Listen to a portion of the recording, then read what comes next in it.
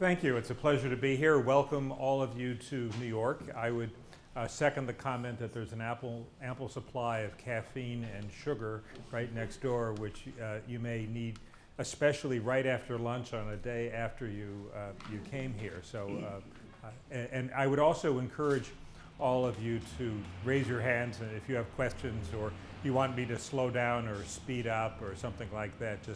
Just let me know. I'd like to make this as interactive as possible. My plan is to talk about four things this afternoon. First, the status of U.S. climate regulation as it relates to the electric power industry. The second is new developments in environmental regulation other than climate change as it affects the electric power industry. Third, I'm going to talk about some recent developments at the Federal Energy Regulatory Commission. And finally, some legal issues concerning related energy matters. So starting with the status of U.S. climate regulation, in January of 2009, when Barack Obama was inaugurated president, there was widespread thought that the U.S. was about to adopt comprehensive climate legislation. Obama had supported that during the presidential campaign, and so had his opponent, John McCain, the Republican candidate. Both of them had come out in favor of a cap-and-trade bill. The new president did direct EPA to go forward with its existing regulatory authority under the Clean Air Act, but everyone... I'm sorry, EPA is the Environmental Protection Agency, but thank you for pointing that out. So the president did ask the Environmental Protection Agency to go forward with its existing authority, but that was just a backstop. Most people recognize that the existing authority under our Clean Air Act was not ideal for this purpose. It wasn't really set up for that when it was enacted in 1970, and we really wanted a new law. So EPA went forward with that, but people didn't pay much attention to it. In June of 2009, the U.S. House of Representatives passed a bill called the Waxman Markey bill, which was a comprehensive economy-wide greenhouse gas control law that included a cap-and-trade program. It then went to the United States Senate because, of course, for a bill to become law in the U.S., it has to pass both the House and the Senate and be signed by the President. When the bill went to the Senate, it basically died. It was supported by a few senators. There was one Republican. The Democrats mostly supported it, but they didn't have enough votes just among the Democrats to pass. There was one Republican senator named Lindsey Graham from South Carolina who supported it for a while, but then he withdrew and the bill died. President Obama had hoped to go to the next annual United Nations climate negotiation, which was taking place in Copenhagen in December of 2009, with a mandate from Congress. He was not able to do that. He did not have that mandate from Congress, and so not a great deal happened in Copenhagen. In November of 2010, in the U.S. federal election, the Republicans took over the U.S. House of Representatives, and a majority of the new members of the House of Representatives are opposed to any kind of climate legislation. It's quite clear now that at least between now and the next U.S. federal election, which is in November of 2012, we will not have climate legislation. It cannot, because the House of Representatives will not pass it. Their leadership has made that quite clear. What happens after that will depend almost entirely on what happens in the November 2012 election, whether which party controls the House, which party controls the Senate, which party controls the White House, because President Obama is also up for re-election next year. So that means that the U.S. is unable for at least till the end of next year to commit internationally to binding emissions limitations, and the U.S. is unable to really sign on to an extension of the Kyoto Protocol or any of the other things that are under negotiation. President Obama does not have the support he needs in Congress to go forward with that. I think that does have the overall effect of meaning that the UN climate negotiations, such as the next annual conference, which is taking place in Durban, South Africa, toward the end of this year, will talk about a number of technical issues, but that the larger issues of extension of the Kyoto Protocol and many other issues are probably going to be put off for some time. Meanwhile, there are active efforts by some in Congress to cancel the authority that the president now has. The Clean Air Act of 1970 is the basis for the action going forward, and there have been a number of bills introduced in the House of Representatives, and several of them have passed the House that would either repeal that authority or say that EPA does not have the budget to carry it out. None of those bills have passed the Senate, and they probably won't, but there are still efforts to stop the action through the appropriations process that gives EPA the money that it needs. So meanwhile, EPA is going forward with its regulation under the Clean Air Act. The first important question was whether greenhouse gases can be regulated under the Clean Air Act. That statute, our overall air pollution law, was really aimed at conventional air pollutants, carbon monoxide and sulfur dioxide and particulate matter and so forth. The administration of President Clinton in the 1990s said yes, it was subject to regulation, but they did not do anything to use that authority. President George W. Bush said, no, it's not regulated.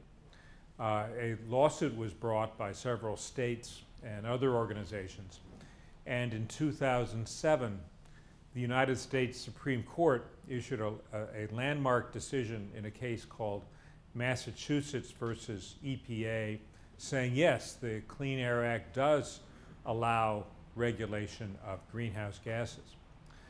President Bush did not do much with that authority, but when President Obama took office in January of 2009, he did. The first action was something called an endangerment finding. It was a formal finding, a declaration by the EPA that greenhouse gases do cause a danger to health and the environment. The next step after that, and they did that in 2009, they then needed to come up with a set of regulations, and they have been coming out with these regulations over the last year and a half. One set of the regulations concerned fuel economy standards and greenhouse gas emission standards for automobiles. That was issued, that was agreed upon by the automobile manufacturers, so that's going forward. The next are the regulations for stationary sources, for factories and power plants and other stationary sources of air pollution. EPA is now coming out with those rules. One of the most important sets of those rules are called new source performance standards. These are technical standards for the allowable emissions from different sources of air pollution. One of the most important sources, of course, is electric power plants.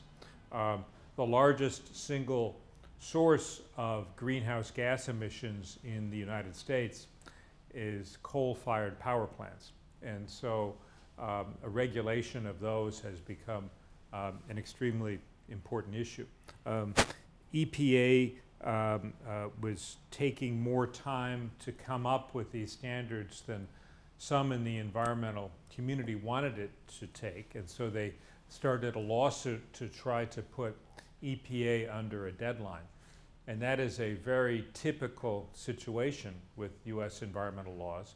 EPA takes a long time, and people sue them to try to speed them up, and they end up reaching an agreement on a new schedule. So that is a very common kind of event. That happened here, and the deadline for the new source performance standards for utility boilers was June of 2011. So they were supposed to come out this past June. And then they were extended till the end of September to just a few days ago.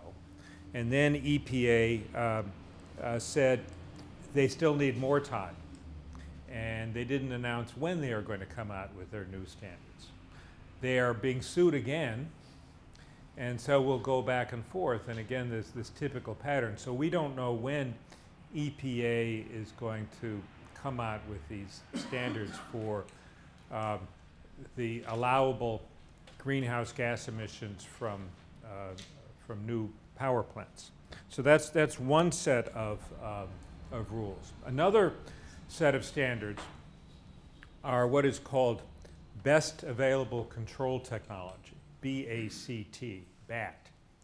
And those are issued by the states, since much of the environmental regulation in the US is carried out by the states acting under a federal mandate. So the states come out with that. That's still in the early stages. So far, it looks like many of the requirements with respect to greenhouse gases will require energy efficiency measures. Since there's no technology yet to control greenhouse gas emissions directly, many of the utilities will probably be required to spend more money on energy efficiency to reduce the amount of electricity they generate and therefore the amount of greenhouse gases. EPA is not requiring them to change fuels. Clearly, one of the major ways that greenhouse gases could be reduced is by switching from coal to natural gas, where that is physically possible and where there is a fuel supply. But EPA and the states are not requiring that at this time. Meanwhile, Congress again is trying to stop EPA from doing any of this, and there are many lawsuits that have been brought by industry against EPA, trying to say that these regulations violate various laws in a number of ways. Some of the challenges are based on procedural issues. Some of them are based on the wording of the Clean Air Act. There are more than 100 lawsuits that have been brought against EPA by industry and by those states that are opposed to this kind of regulation. Many of the states favor this kind of regulation, but many of the states oppose it. The leading state, the one that has been the most active in opposing the regulations, is Texas. The state that has been most active in supporting the regulations is California, and lots of other states are different places along the spectrum. So these cases have all been combined. They're pending before the United States Court of Appeals for the District of Columbia Circuit. Let me just pause 1 minute. In the way that the US federal court system is set up, we have the United States Supreme Court on top, and then below that are 10 intermediate courts called the Courts of Appeals, and they're based on geography. So it's the Court of Appeals for the District of Columbia Circuit that's hearing this case. And below that are the district courts, which are the trial level courts. So these cases are pending before the appellate court in Washington, D.C., and it will hear argument, we think, sometime in early 2012, and will decide maybe May or June of 2012. And they might say that all the regulations are fine. They might say that they're all invalid and throw them out. It might say they're mostly all right, but there are some defects. But meanwhile, even though the litigation is pending, EPA has not been stopped from doing what it's doing. Industry made an effort to try to stop them getting an injunction. That was refused, so EPA is going forward with these actions. So that's what's happening under the Clean Air Act. There are things happening under other regulations as well. In a different law, Congress several years ago established what is called the Greenhouse Gas Reporting Program, which requires major facilities to monitor for their greenhouse gas emissions, monitor the amounts of greenhouse gases, and then to report those numbers to EPA. That monitoring was required to begin in January of 2010.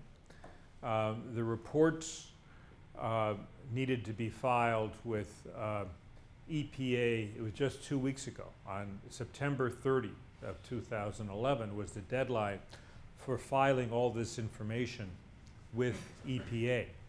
EPA is now entering all of that information on its computers, and in a few months will publicly release summaries of it, including statements about what companies and what facilities are the largest emitters of greenhouse gases in the United States.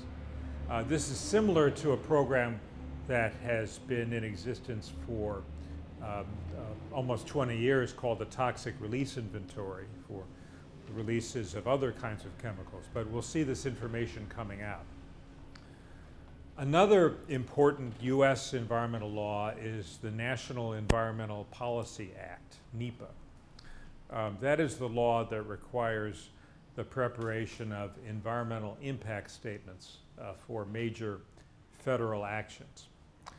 That law has been around since 1970, but now the courts have said that one of the things that should be discussed in an environmental impact statement under this law is the effect of the project on greenhouse gas emissions, and also the effect of climate change itself on a project. So we are now seeing for the first time these environmental impact statements being released that have some of these numbers and some of these projections. Another important law along these lines is the laws on disclosure, on securities filings. So the Securities and Exchange Commission is now requiring that the financial statements from publicly traded companies have certain information about whether the company is going to be affected by greenhouse gas regulations and liability, and also whether climate change itself can have an effect on the company. So that's a new requirement as well, and companies are only now figuring out exactly what to do. There's also a great deal of activity at the state level. As I said, California is the leading state in terms of regulating greenhouse gases on its own. U.S. environmental law typically says that states are free to impose regulations that are more stringent than the federal government. They cannot be less stringent, but they may be more stringent. There are some exceptions to that, but for the most part, that's the rule. So in 2007, Governor Arnold Schwarzenegger signed a law in California called AB 32, and it's California's greenhouse gas law. Under that law, California next year is starting up its own cap and trade program.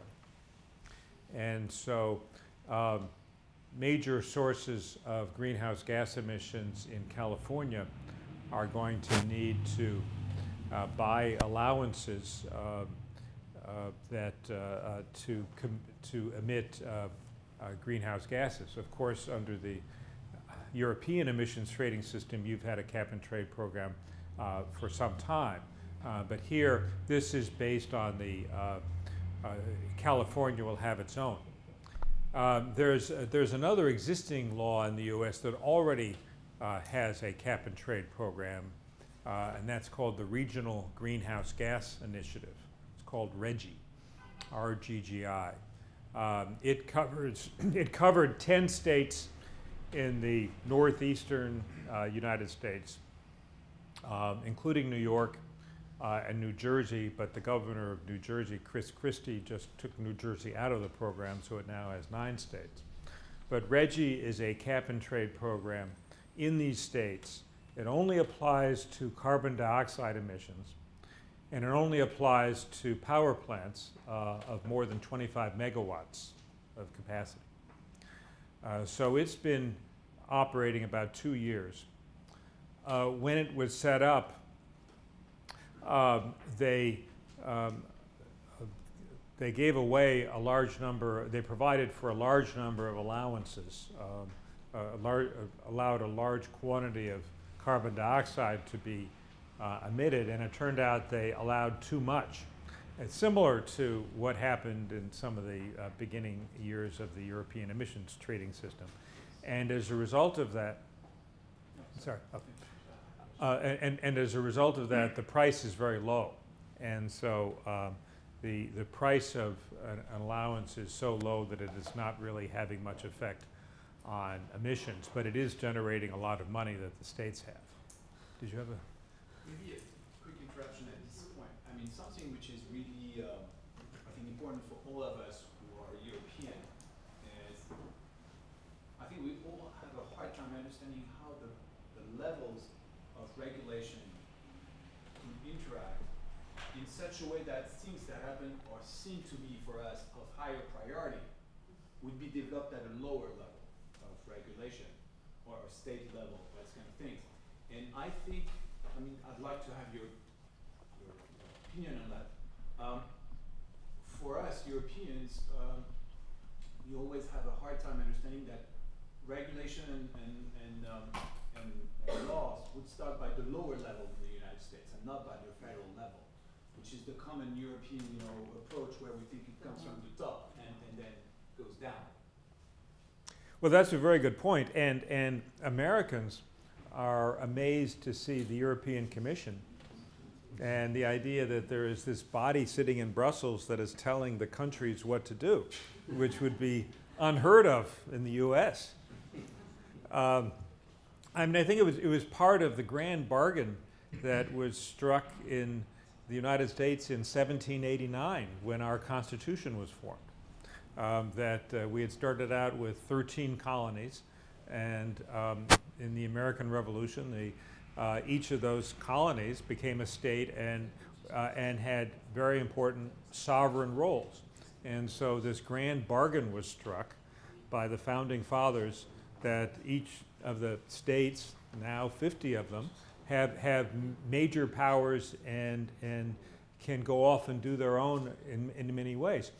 The U.S. Congress does have the authority to preempt state law. It's under the Constitution, Congress can do that. But the members of Congress are all elected by their local constituencies. Many of them used to be governors of their states. Their local constituencies remain very important. And so Congress in the environmental area has left a very important role for the states.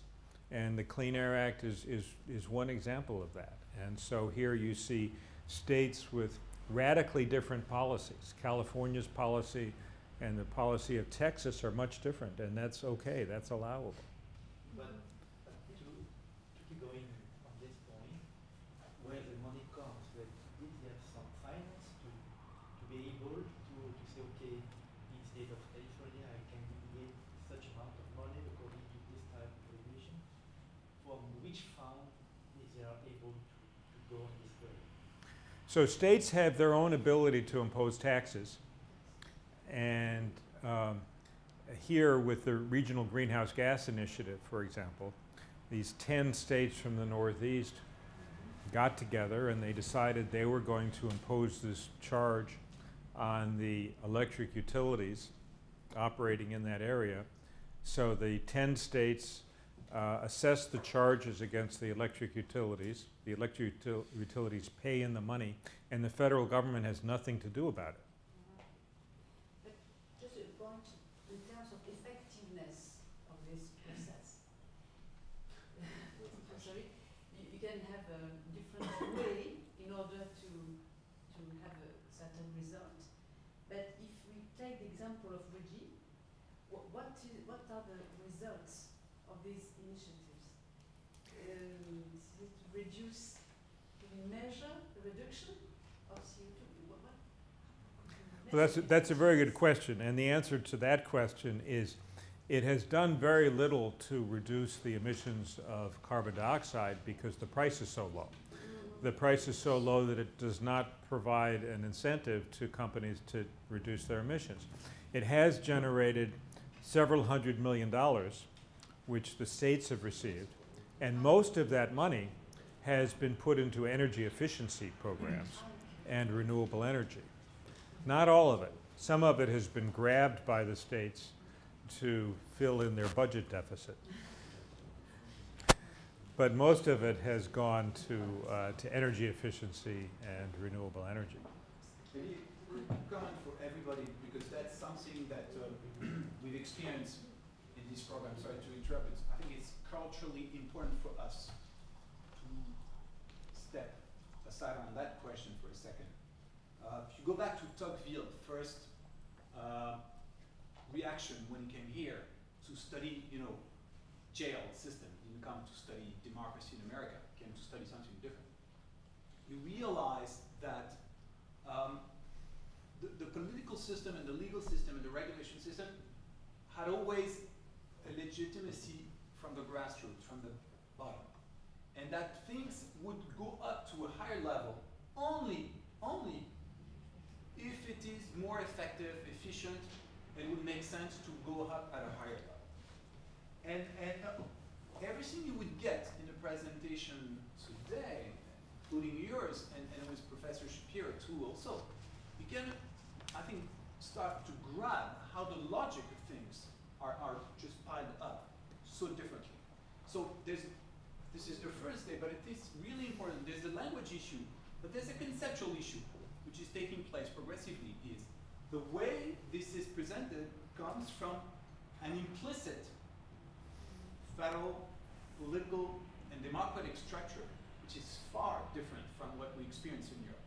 And you're amazed by Brussels. I don't know if so are we sometimes. yeah. We're also amazed by Brussels in many ways, absolutely.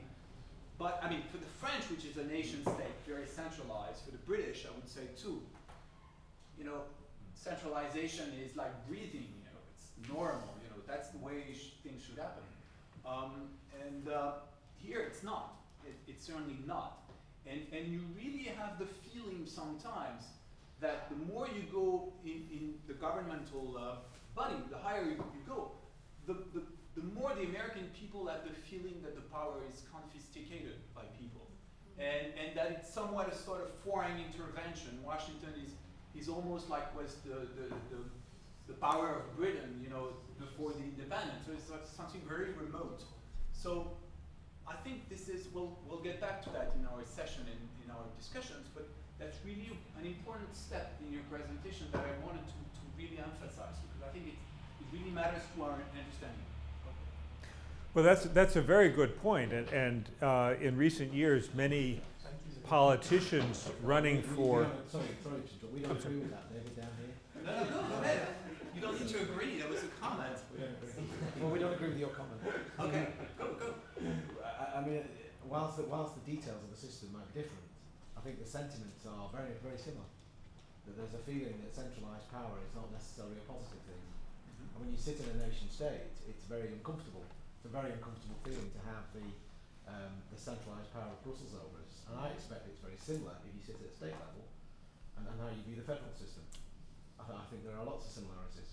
But at the same time, if I may add, I mean, the only way I believe to have effective climate regulation is if you have somebody above telling people what to do. I mean, I think we can criticize Brussels as much as we want because it's not democratically elected and so on.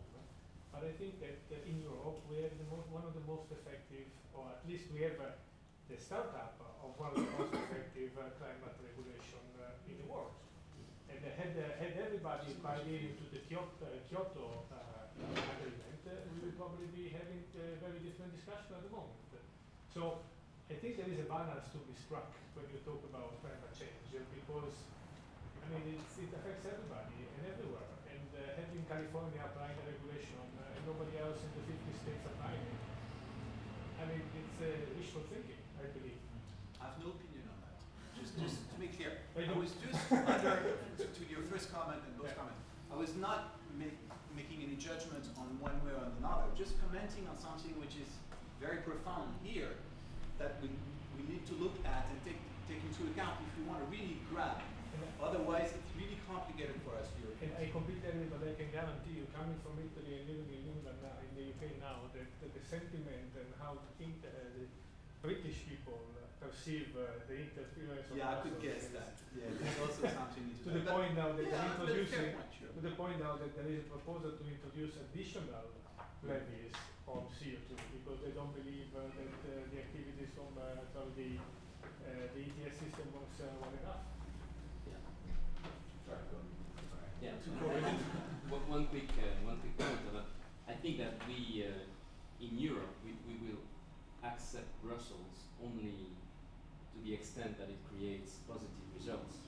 There was a lot of hope around the climate regulation that this would expand, right, and that it would create results and not only loss of competitiveness. So if after a number of years we don't see the positives of that, there will be a strong setback, I think, for Brussels.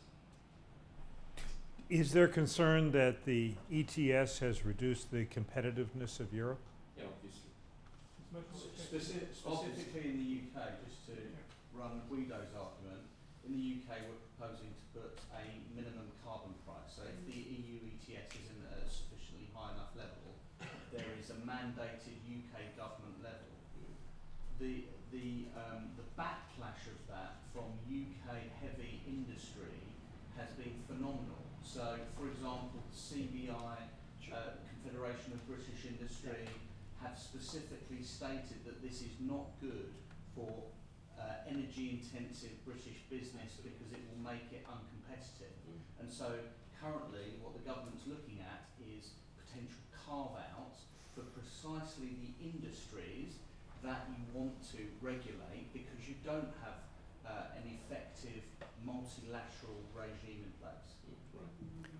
And it's exactly the same debate in the U.S., of course. And the U.S. is extremely concerned about our competitiveness with China.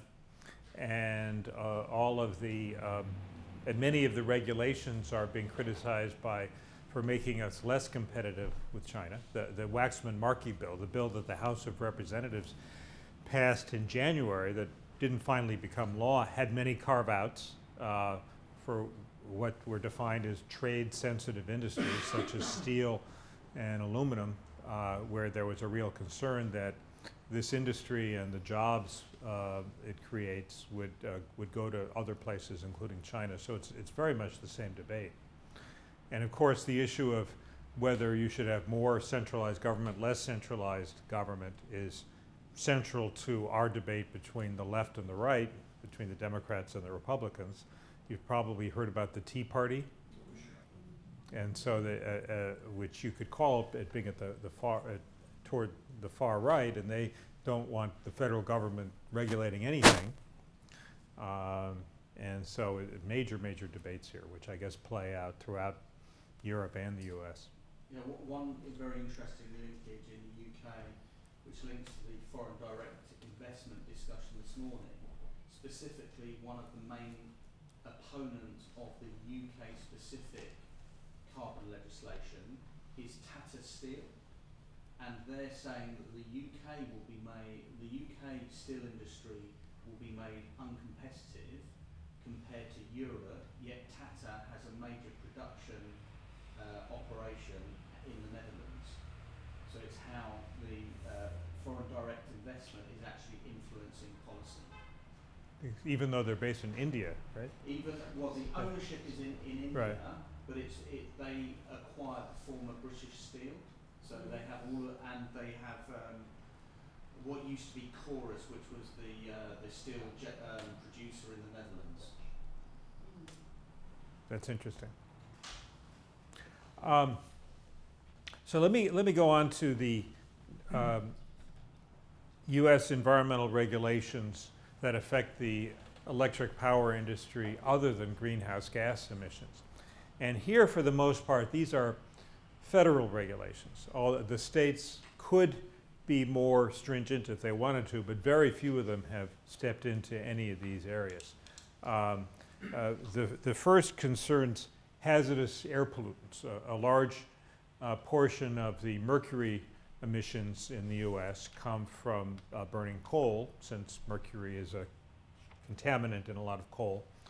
And so EPA has issued has proposed a number of regulations under the Clean Air Act to regulate mercury and arsenic and acid gas and a number of other air pollutants from stationary sources such as power plants. EPA issued its proposals this past May. The final rule is supposed to be issued in November. We'll see what happens. We'll see if they stay on that schedule or whether that's delayed. Then there is a rule called the transport rule, which really has, it's a confusing name. It really concerns ozone and certain other pollutants which are present in elevated quantities in the eastern United States.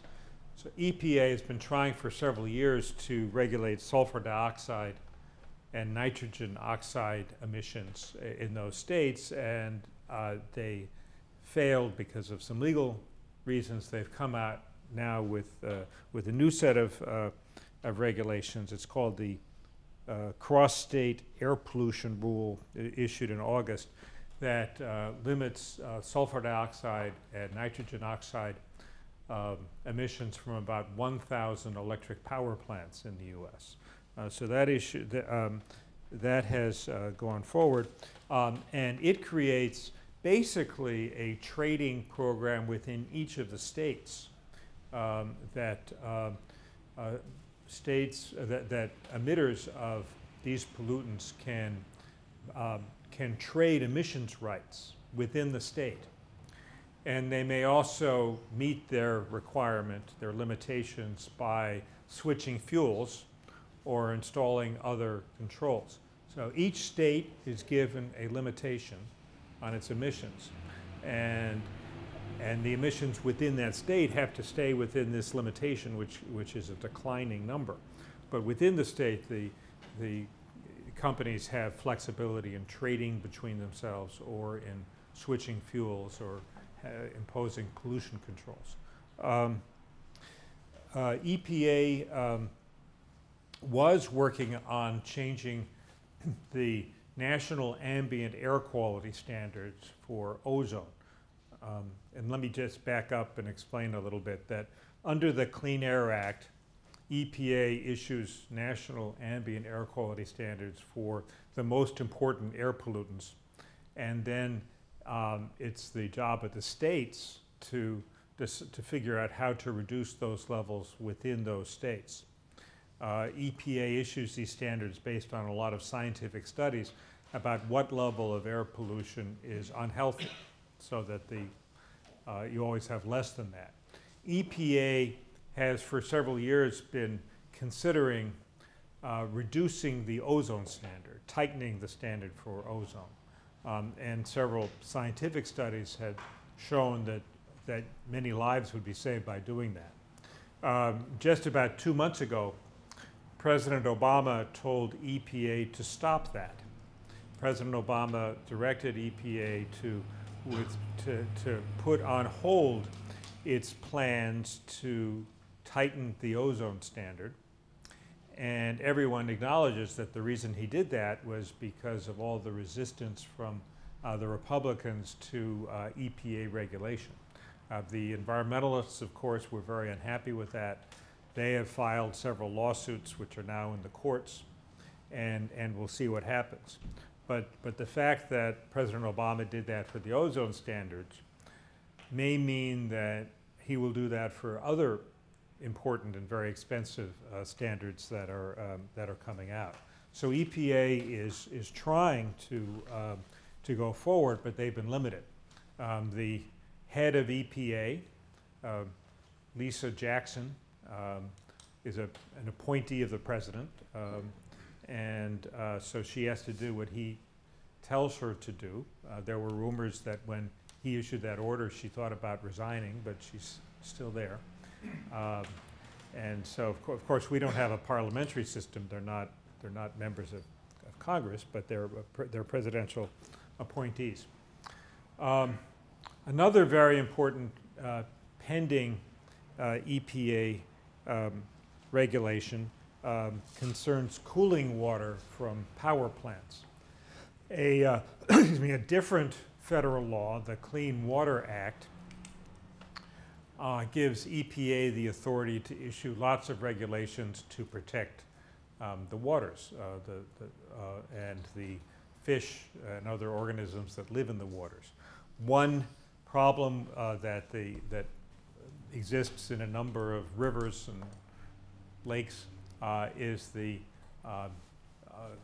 is cooling water discharges. The heat is bad for the fish and the other aquatic organisms. And so EPA has been considering a rule that could require not only new power plants to install cooling towers or other methods of cooling the water before it goes into the water, but might also require some of the older plants to retrofit to install cooling towers.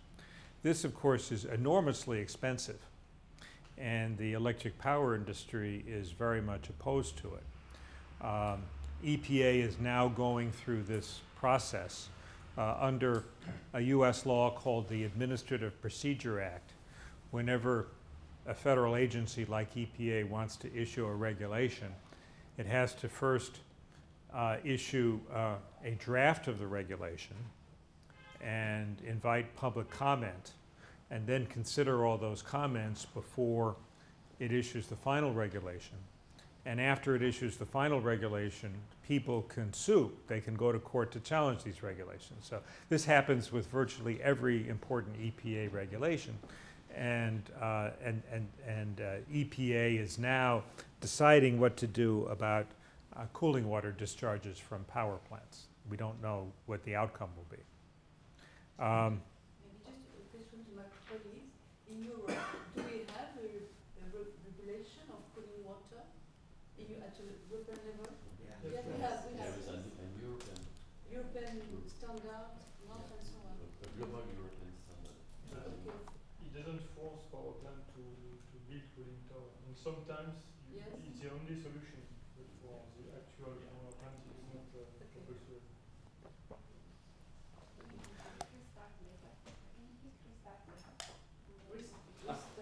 Oh. Yes. Can I just ask a question? Yes. In terms of if I was trying to build a new facility, say a new coal-fired power station, currently what is the environmental assessment or permitting requirements? Would they force me to actually foundationally build cooling towers to fit desulfurization facilities? What level of force is there for new facilities against the battle about retrofitting? Is there a new standard that says you're going to build new? I guess in California, quite tricky to build new without having all that in. But in other parts of the states, what's the sort of median level of required standards? Or is it still going through various debates and discussions? It would depend in part on the status of the waters where the plant would be located, whether the particular plant would have too negative an impact on the fish and other aquatic resources of the receiving river. Should be specifically assessed for each location. Yes. Including greenhouse gas emissions. Well, the greenhouse gas emissions are a little different because they have a global impact, and the greenhouse gas impacts don't vary from one place to another. But the water emissions, the water impacts do vary. So that would mostly be a state-level decision on whether to require cooling towers in the U.S. But it is much more likely that a new power plant would have to have cooling towers than that an old power plant would have to retrofit them.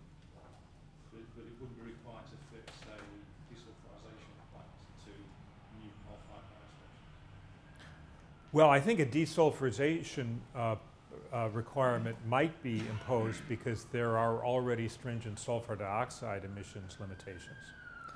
And in 1990, Congress amended the Clean Air Act to impose an acid rain program. And under the acid rain program, there are significant limitations on sulfur dioxide emissions from power plants. So yes, I think that any new coal-fired power plant would require desulfurization. Just the other side of regulation, the enforcement side of it, in terms of just getting an optic on how important is this to the US. If I were to break the rules and have an environmental incident and exceed my authorised permits for mercury, is it a corporate killer fine, or is it something I just shut off quite easily? It's in between, in that in the U.S. we have something called citizen suits, and that means that if a facility like a power plant violates its permit, that the citizens can go to court themselves. You know, first the government has the first chance, but if the government does not bite, then citizens can go to court and they can obtain a court order to the plant to clean up, and significant fines can be imposed, and the citizens get paid their attorney's fees. And so that's an important incentive.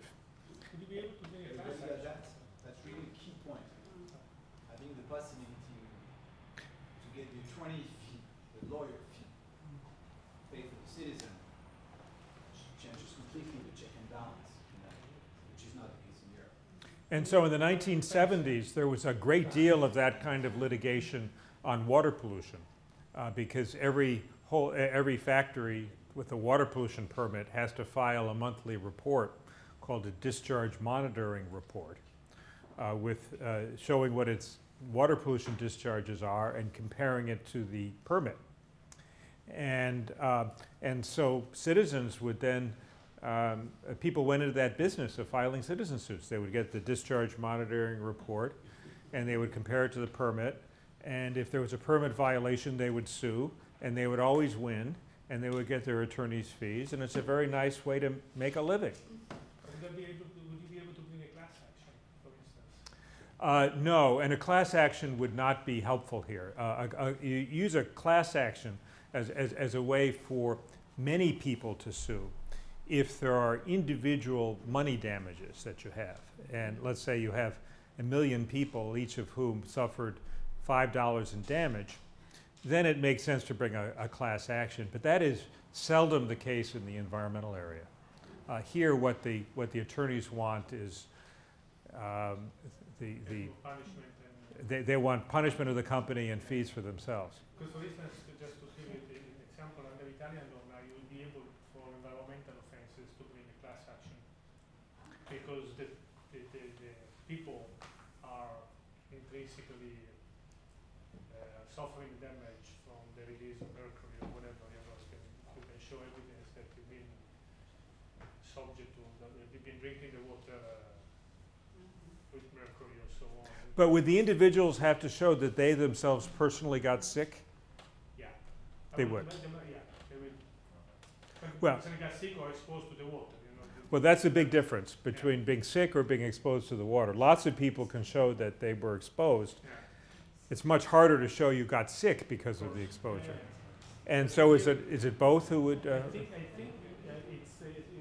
being exposed is sufficient because Okay. the reason why you are allowed to bring a class action, which is very, very new in Italy, and it's been introduced just a couple of years ago, is to make sure that there's got the punishment of effect more than compensating the individual for the loss that he suffered. I see. Well, so we only have in class actions. You have to show you're injured, not just exposed. So we have these cooling water regulations that are coming out. Another important set of regulations that are now being considered by EPA concern the disposal of coal ash. As some of you may know, in November of 2008, there was a major spill at a Tennessee Valley Authority facility in Tennessee, and it spilled a large quantity of coal ash that had been held in an impoundment and destroyed many acres of farmland and had a lot of other effects. It was a major news story. It was on television. 60 Minutes did a major program on it and so forth.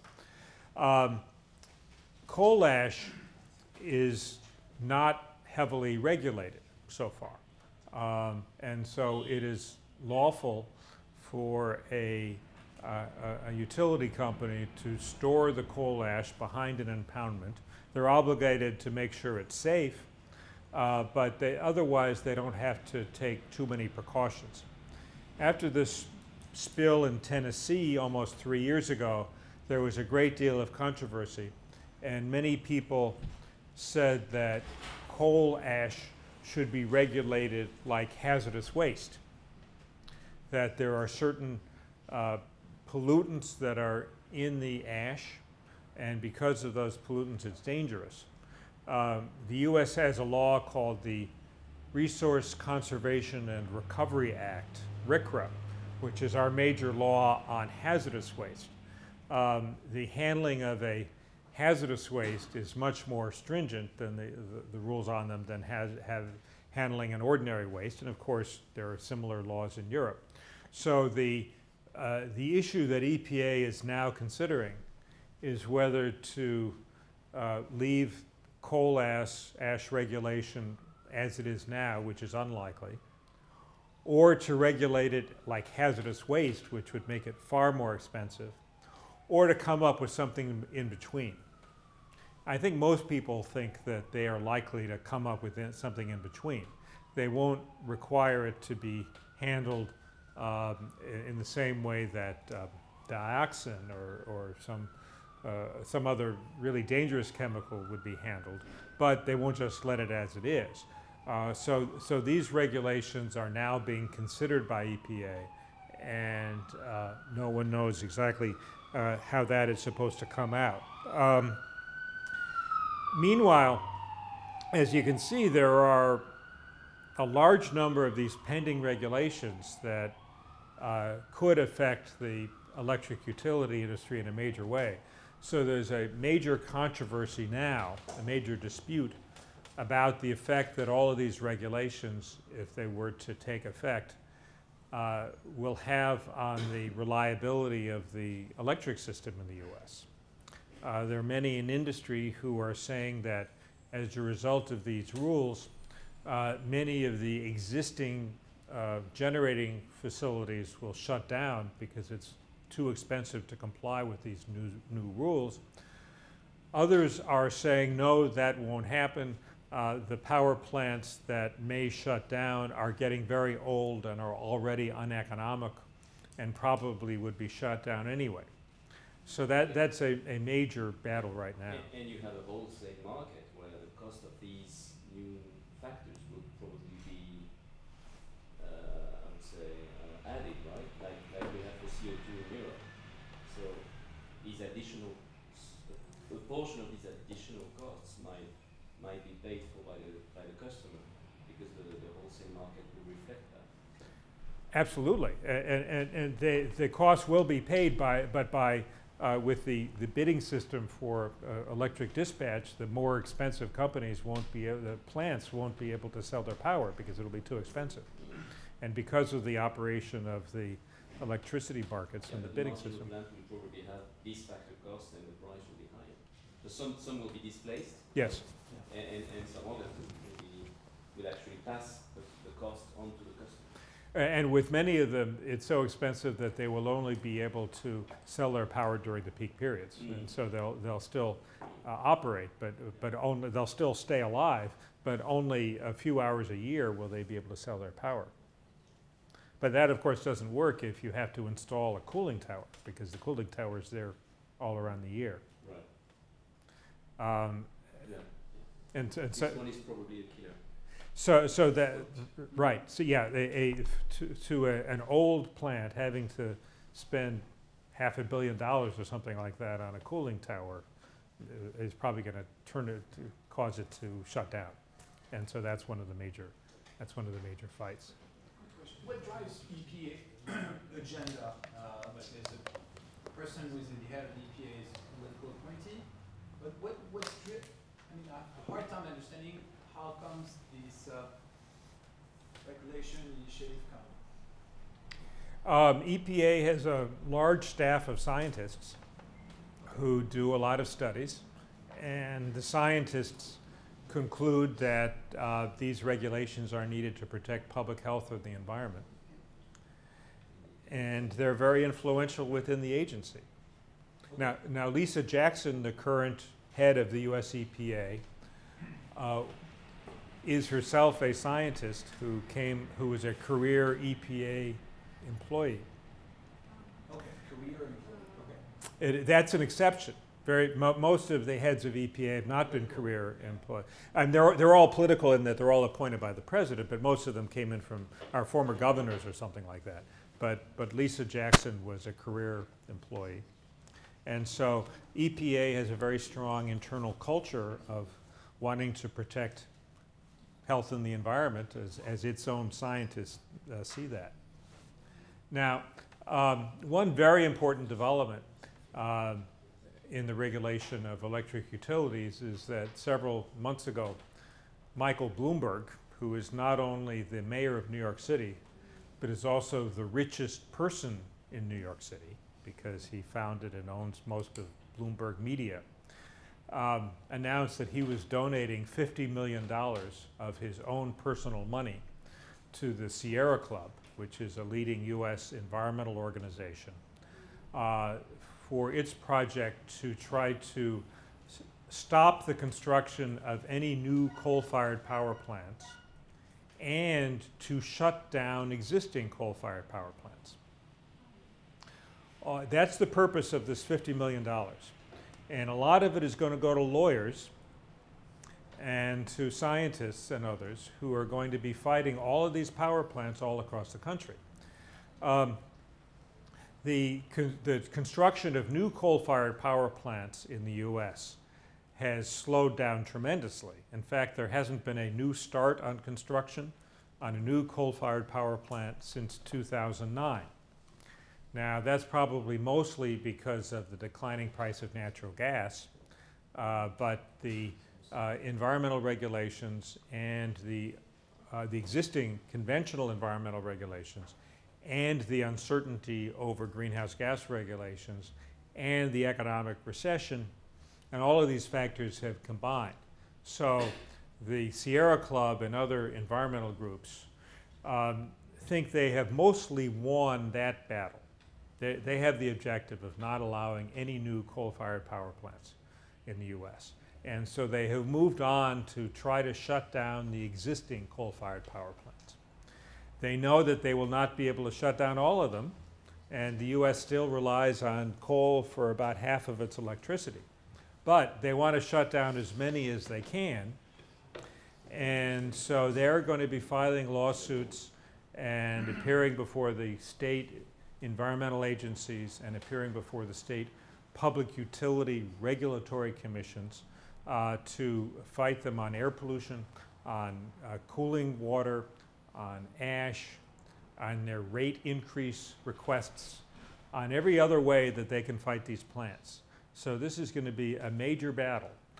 And this $50 million donation from Mayor Bloomberg is really unprecedented and is going to really create, it's an enormous amount of funding for these environmental organizations, and it's going to be leading to a lot of fights in the U.S.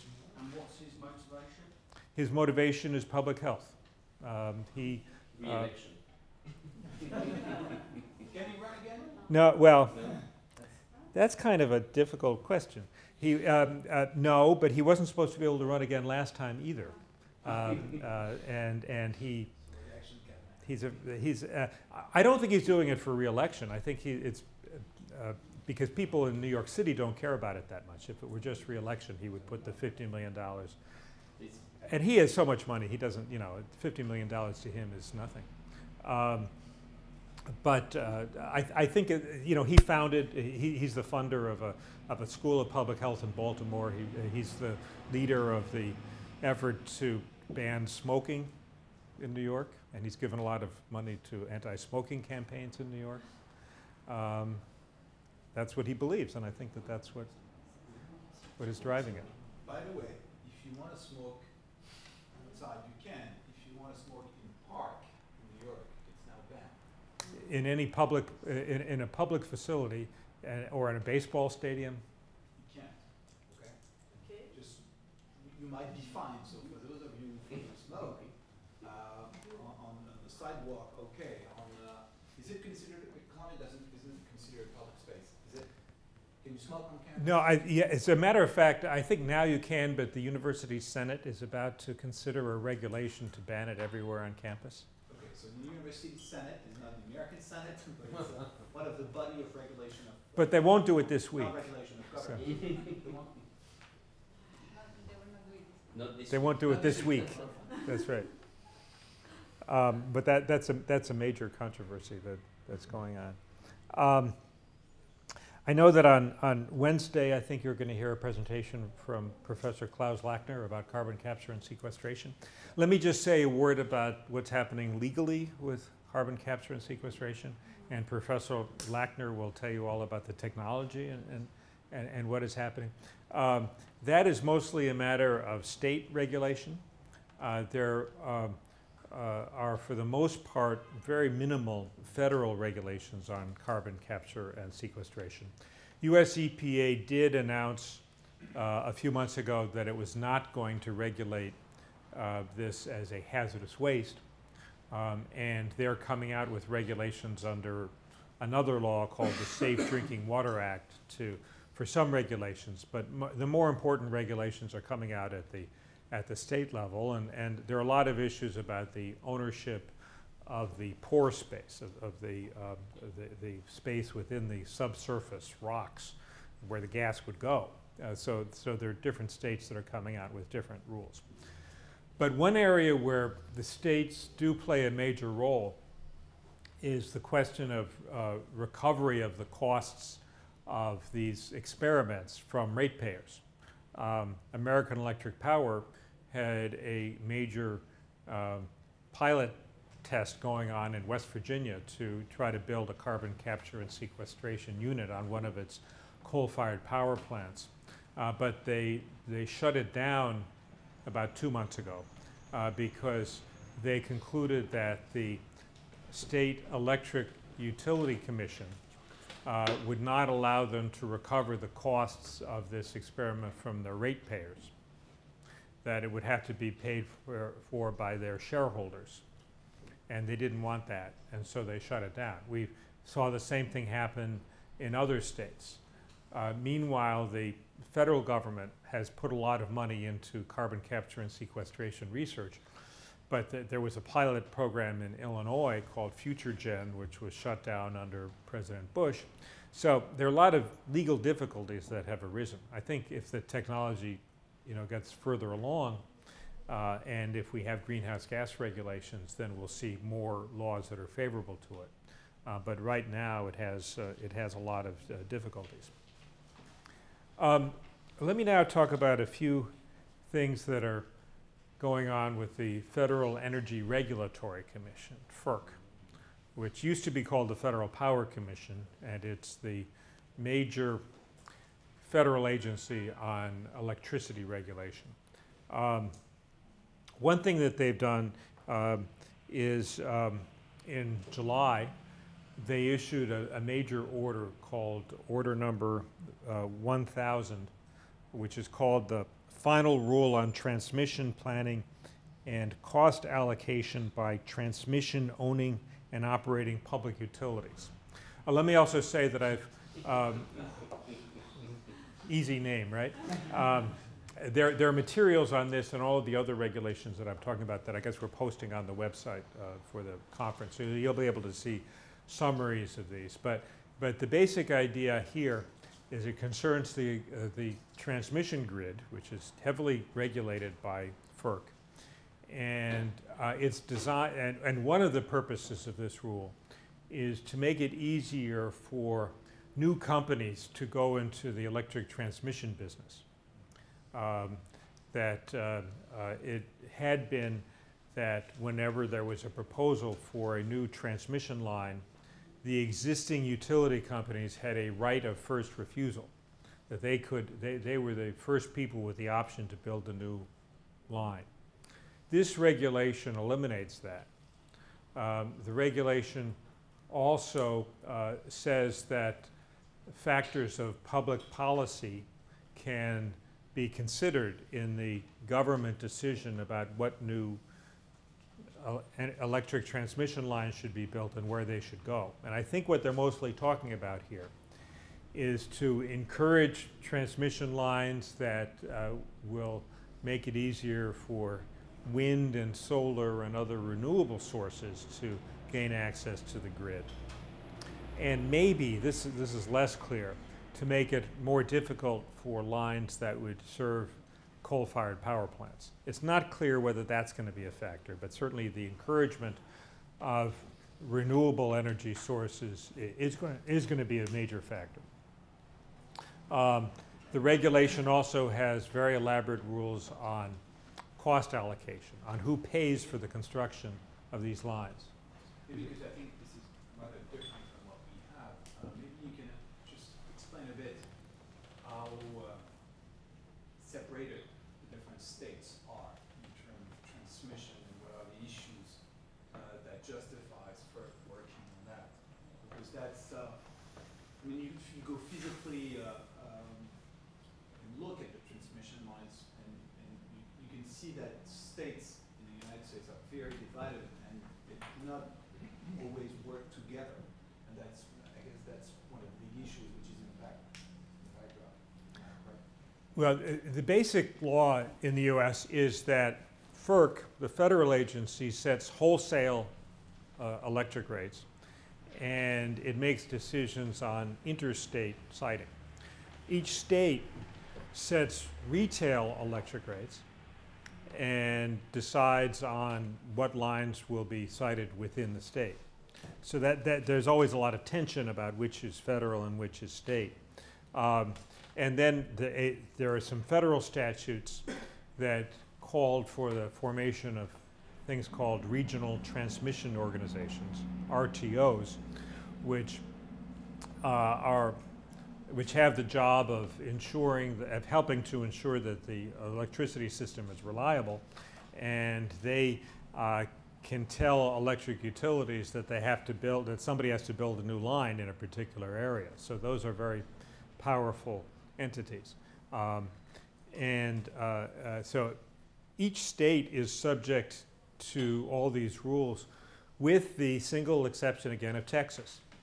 And Texas is mostly, I don't know if you've heard about that. I don't think people have heard about it. Texas has mostly disconnected itself from the rest of the country. They generate their own electricity. They transmit it within the state.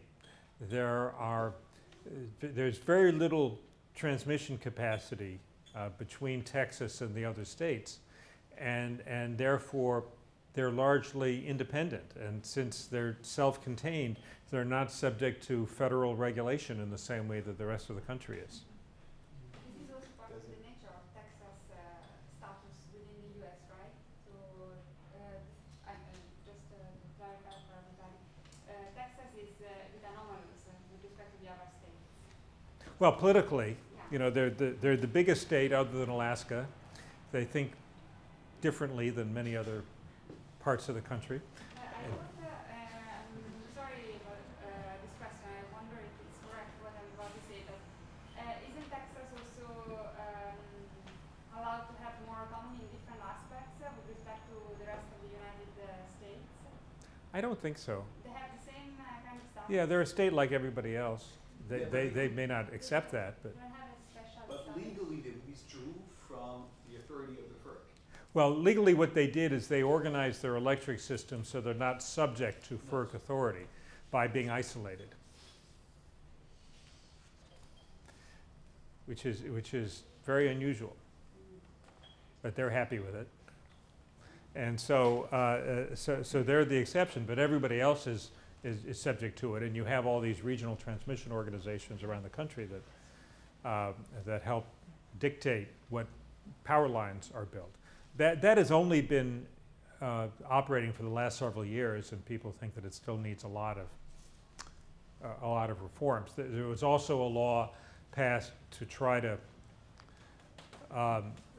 allow federal preemption. If a state was going too slowly in allowing the construction of a new transmission line, there was a law that allowed FERC to go in and override it and to preempt state authority.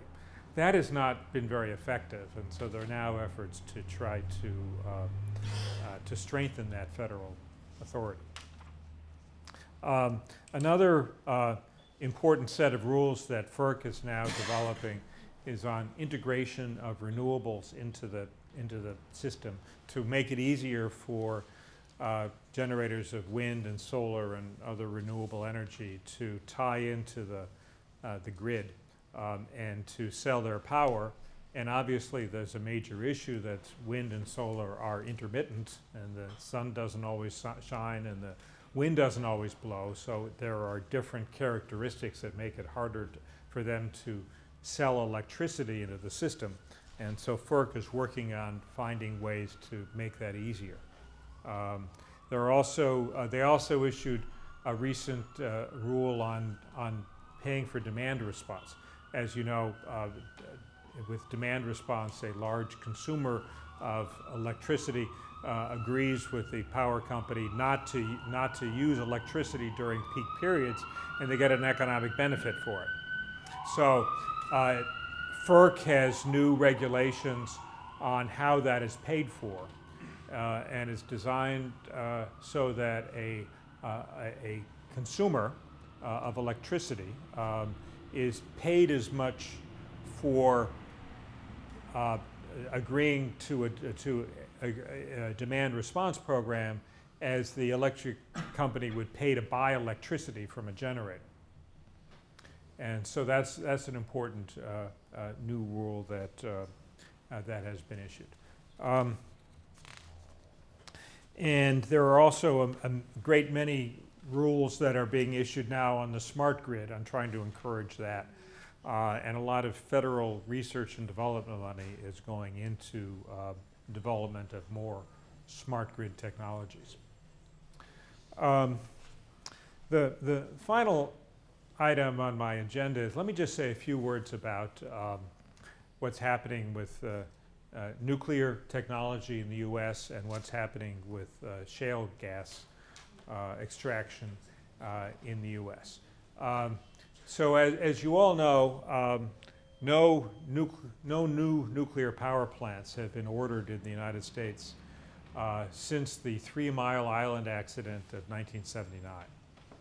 So we have all of the nuclear power plants we have operating in the United States, which is about 100 of them, are getting old and are approaching relicensing.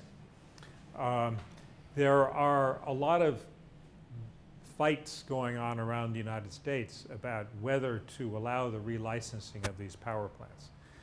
The most prominent of these fights is going on here in New York with the Indian Point nuclear power plant, which is located about 30 miles north of here. There are 2 operating units now. They're on the banks of the Hudson River. And the governor of New York State, Andrew Cuomo, has announced that he thinks that Indian Point should not be relicensed and that it should be shut down. This is an area where the states have only limited authority. Nuclear power is one of the areas where there is federal preemption. For obvious reasons, you don't want states making certain decisions about nuclear materials. But the states still do have some authority, and one of the areas where they have authority is cooling water. And so the state of New York is now demanding that Entergy, which owns Indian Point now, install cooling towers for the Indian Point nuclear power plant as a condition of its being relicensing. So there are hearings that are about to start. These are formal hearings in front of the New York State Department of Environmental Conservation on whether the state is going to require Entergy to build new cooling towers for these plants. And Entergy is very actively opposing that, and we'll see what happens. But Governor Cuomo clearly wants that plant to shut down. His father, Mario Cuomo, was the governor of New York State 20 years ago. And as many of you know, Governor Mario Cuomo was responsible for shutting down the Shoreham nuclear power plant that had been built by the Long Island Lighting Company. And the Shoreham plant never achieved full commercial operation. It was completely built, and it generated a few kilowatts on a pilot test, but the state required it to shut down. And so obviously that was an extremely expensive decision. That Lilco had spent, I don't know, $5 or $6 billion building that power plant that it couldn't use, and it led to very high electric rates on Long Island and the reorganization of Lilco and so forth. So I don't know whether it's something in the Cuomo family genes, but they don't like nuclear power plants.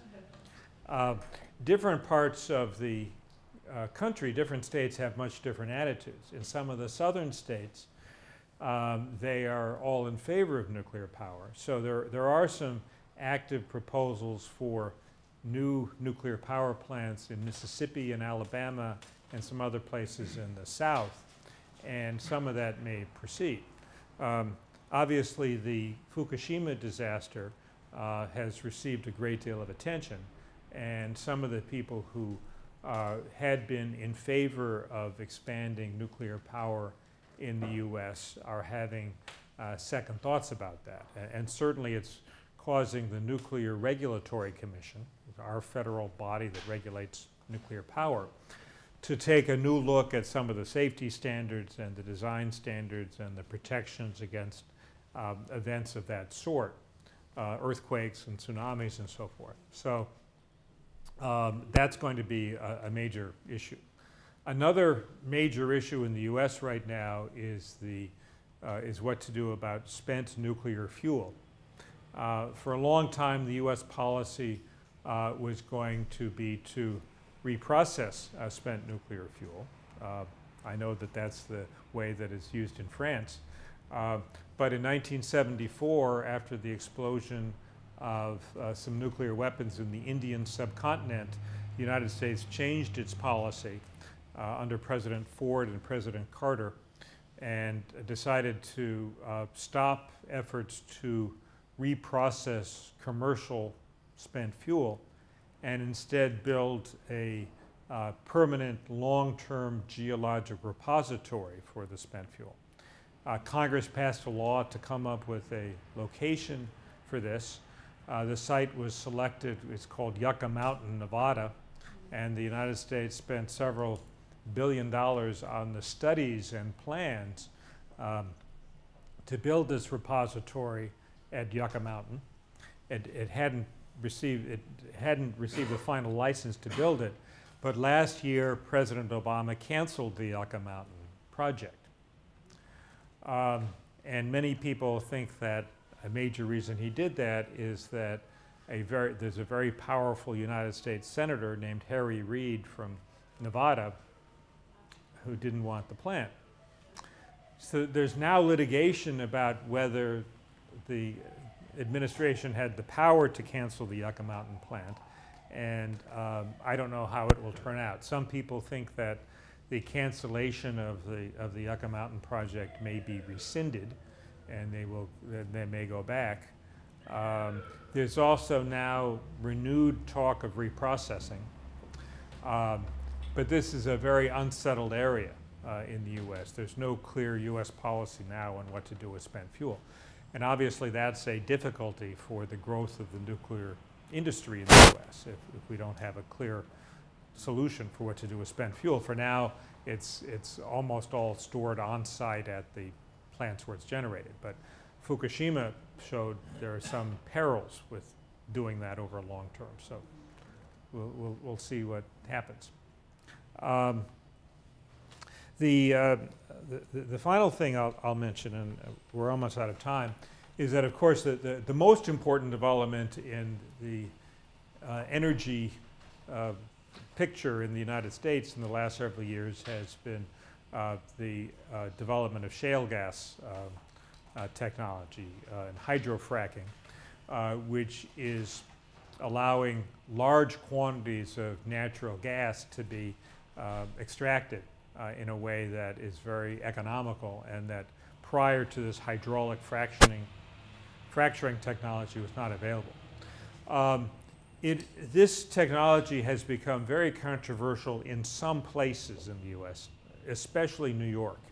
In the last year or two, the controversy about hydrofracking has become a very, very prominent political issue in New York. Most other parts of the U.S. are allowing it. And so we're seeing a lot of it in Pennsylvania and Texas and elsewhere. There's controversy about water pollution impacts, principally. There are some other issues, but it's mostly about water pollution. The regulation of this technology is mostly a state matter. There's very little federal regulation of it, and a lot of differences in the ways that the different states regulate it. Just a few weeks ago, New York State announced that it was going forward with the idea of allowing hydrofracking in many parts of the state. Not all of the state, but many parts of the state. Many people think that one of the reasons for that is Governor Cuomo is so eager to shut down the Indian Point nuclear power plant, but he realizes there has to be an alternative source for the electricity that the Indian Point plant now generates, and that is likely to be new natural gas-fired power plants. And if you're going to allow new natural gas-fired power plants, you probably ought to allow someone to extract natural gas for those plants. So I don't know, but that may be one factor that went into New York's decision. And another important factor is that in some parts of New York State, not here in Manhattan, but in upstate New York, this gas development seemed to be a major way to generate new jobs and new local taxes and so forth. So a lot of political support in some parts of the state and opposition in other parts of the state. But clearly the new development of shale gas is another major development in the U.S. energy picture.